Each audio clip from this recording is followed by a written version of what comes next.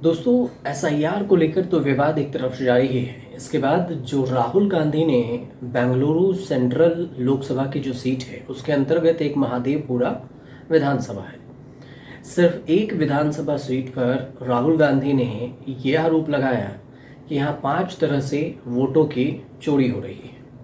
इसमें डुप्लीकेसी का मामला था, इसमें फेक नाम का, इसके अलावा फेक फ़ोटो थे, छोटी फ़ोटो थी, हाउस नंबर 0 था, फादर्स नेम DYGFKYJKMLPQ ऐसा करके फादर्स नेम था। चुनाव आयोग ने ये नहीं बता सकी कि आखिर ये फादर्स नेम कौन सा नाम है जिसको लेकर चर्चा हो रही है और विपक्ष आरोप लगा रहा है।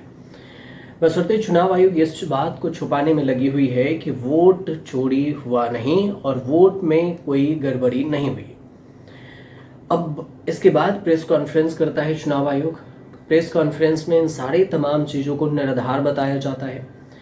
ये कहा जाता है कि राहुल गांधी ने जो आरोप लगाया उस पर एफिडेविट चाहिए। अब एफिडेविट मतलब हल्फनामा, लेकिन राहुल गांधी ये कह रहे हैं कि हल्फनामा हम क्यों दें, क्योंकि ये जो डेटा है ये चुनाव आयोग ने ही जारी किया था और उसी डेटा में से हमने गलतियां निकाली है, तो हल्फनामा क्यों दें।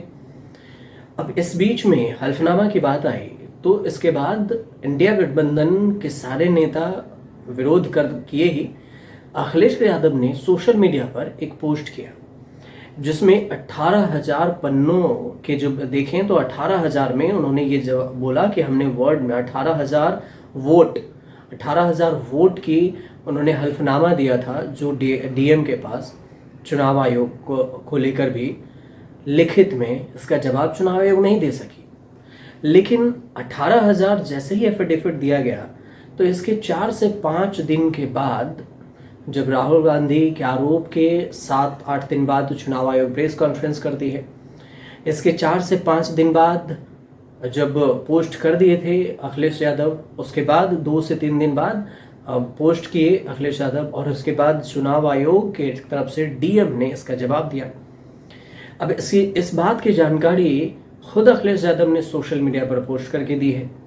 उन्होंने कहा कि हल्फनामा पर 3 साल बाद अब जवाब मिल रहा है। 3 साल बाद 2022 में हल्फनामा दायर किया गया था और 3 साल बाद 2025 में अखिलेश यादव को ये 18,000 वोटों के चोरी का जो हल्फनामा था उस पर जवाब मिल रहा है। चुनाव आयोग गलत है या फिर डीएम गलत है, अखिलेश यादव का ये कहना है। अखिलेश यादव ये कह रहे हैं उनके शिकायत हल्फनामा में जो थी कि 18,000 वोटों की गड़बड़ी है, तो ज्ञानेश कुमार ने कहा था कि उनके तरफ से एफिडेविट नहीं मिला। अखिलेश यादव ने सबूत दिया मीडिया में भी कि ये लीजिए सबूत और देखिए कि हमने दिया आपको हल्फनामा।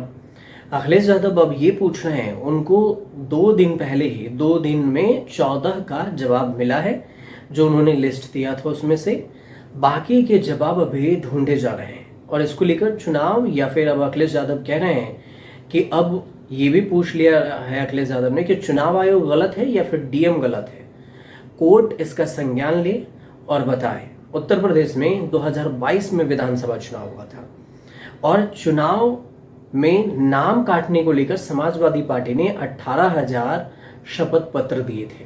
18,000 शपथ पत्र के नाम काट दिए गए हैं इतने के। उनमें से देखें तो बीजेपी सरकार उनमें से एक का भी जवाब नहीं दे सकी, जो अखिलेश यादव का आरोप है। जांच पड़ताल की बात होती रही। अब डीएम नाम काटने के लिए जो मृतक प्रमाण पत्र जारी किए गए थे वो भी नहीं दिया और झूठी बात बोला गया। सफाई देने में 2 से 3 साल लग गए, ये अखिलेश यादव का आरोप है। अब अखिलेश यादव ने जो आरोप लगाया था उसमें ये भी कहा है कि जिस तरह से कासगंज है, बाराबंकी है, जौनपुर है और जौनपुर की ये जो डीएम है उन्होंने हमारे 18,000 शपथ पत्रों के बारे में अचानक काफ़ी एक्टिव हो गए हैं। उसमें एक बात ये भी साबित होती है कि जो चुनाव आयोग कह रहा था कि एफिडेविट के बाद गलत है, तो ये बात अब सही है। चुनाव आयोग ये कह रहा था एफिडेविट नहीं दिया, मतलब एफिडेविट मिला ही नहीं, मतलब हमने अब दिया है। और ये झूठे जो आरोप थे चुनाव आयोग के वो भी पकड़े गए हैं और इसलिए अब हमें जवाब भी दिया जा रहा है। लेकिन 14 का जवाब मिला। ये सोशल मीडिया पर अखिलेश यादव का पोस्ट है। उन्होंने कहा कि ये देश कि जो लोग हैं, देश की जो जनता है, उसके साथ ये बेईमानी है सरासर। 14 हल्फनामों का जवाब मिला है 18,000 में से, अभी और का देना बाकी है। ये अखिलेश यादव की बात हुई है। अखिलेश यादव ने कहा है कि 18,000 में से 14 को अगर कम कर दीजिए तो 17,986 अभी इसका हिसाब बाकी है, और यही है हक का गणित, और ये हम जो इस पर हम हिसाब मांगते रहेंगे। जौनपुर के जिला अधिकारी का ये कहना है कि 5 का हमने जवाब दिया है। इसके अलावे भी ईमेल के जरिए जवाब दिए गए हैं। बताया गया है ये 300 शिकायतें मिली है। जो सपा के अध्यक्ष राकेश मौर्य, उनके अनुसार से 2022 के दौरान 300 शिकायतें हल्फनामा दी गई थी। अब ये भी है कि अखिलेश यादव ने सोशल मीडिया पर पोस्ट किया, उसमें ये बोला कि जौनपुर की जो मीडियाहू सीट है, वहां पर सपा को 1206 वोट यानी 0.63% में अंतर से हारी थी, और सपा के लिए शपथ पत्र पर कोई कार्रवाई नहीं हुई। राजभर और मौर्य समाज कुर्मी यहाँ पर ज्यादा है, और इसमें वोटों का गणित में खेल बिगड़ा था, तो इसका हिसाब मांगे थे। 2 अखिलेश यादव मांग रहे थे। अब आपको बताते हैं कि बिहार में जो विधानसभा चुनाव है, उसको लेकर भी तेजस्वी यादव और राहुल गांधी रैली कर रहे हैं। लोग जो वोट अधिकार यात्रा है, उसमें अखिलेश यादव भी शामिल होने वाले हैं। राहुल गांधी, तेजस्वी यादव का आरोप ये है कि बिहार में भी वोटों का खेल होना बाकी है। चुनाव आयोग वोटों की चोरी कर रही है। बीजेपी को सीधे तौर से फायदा पहुंचाने का काम चुनाव आयोग कर रही है, और इसी को लेकर वोट अधिकार यात्रा निकाला है, जिसमें महंगाई, बेरोजगारी की भी बात उठ रही है। शिक्षा का भी मुद्दा उन्होंने उठाया है।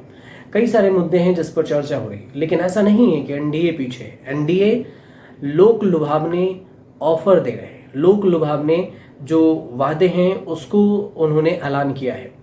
अब इन सब में से ये भी बात कही गई है कि जो इस जैसे फ्री बिजली है, इसकी भी बात हुई है, मेट्रो के भी परियोजना का शिलान्यास हुआ है। तो सारी चीज़ों पर अभी बात होनी बाकी है, और इसका समीकरण भी निकालना बाकी है, और ये भी देखना बाकी होगा कि विधानसभा चुनाव पर कितना असर पड़ने वाला है, और इस पर क्या एनडीए को फायदा होगा या फिर इंडिया गठबंधन को, जो उसने आरोप लगाया है वोट चोरी का और चुनाव आयोग और बीजेपी के साठगांठ का, इसको लेकर कितना फायदा होता है, ये भी आने वाले वक्त में पता चलेगा। फिलहाल जो जानकारी है उसको हम बारीकी से आपके पास और आसान भाषा में समझाने की कोशिश करते हैं। अगर आपको समझ में आए तो हमारे चैनल से जुड़िए, सब्सक्राइब कीजिए, शेयर कीजिए, कमेंट जरूर कीजिएगा।